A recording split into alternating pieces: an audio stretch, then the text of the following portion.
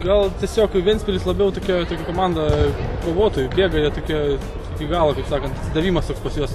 Jie gal ne tokį technišką žaidžia, bando žaisti bent jau futbolą, bet kovoja tai matosi, nežinau, ten turbūt irgi pasiruošimas, nori įrodyti treneriui, daug tų naujų žaidėjų, sakė, atvažiavo. Tai man atrodo tas labiausiai šiuo momentu, šiuo pasiruošimo etapu, kad jie labiau taip kovoja, toks, nežinau.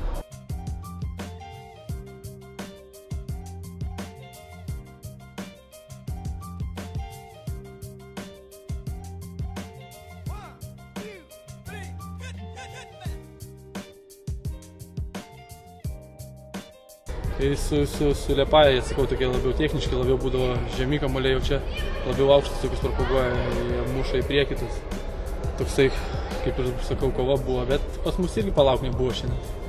Pasirodo, kad galime ir kietai sužaisti, ir technišką futbolą mes jau bandom prisiderinti prie to žaidimo.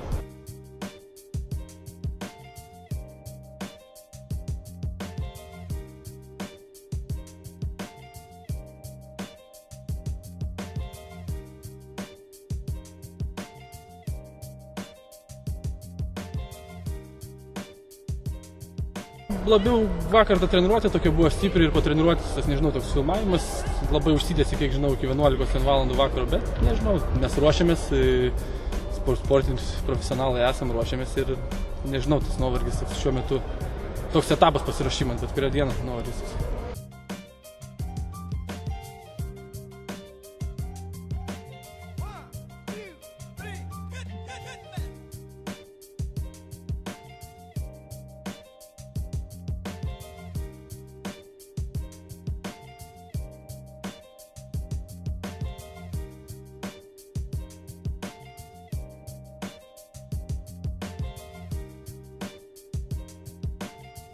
Nu jau va, kaip tik dabar Valentino diena bus, tai dar čia pasibūsim namuose, o po to pakeisim aplinką, man atrodo, bus labai geri varžovai, bus į naudą visas etapas pasiruošimo.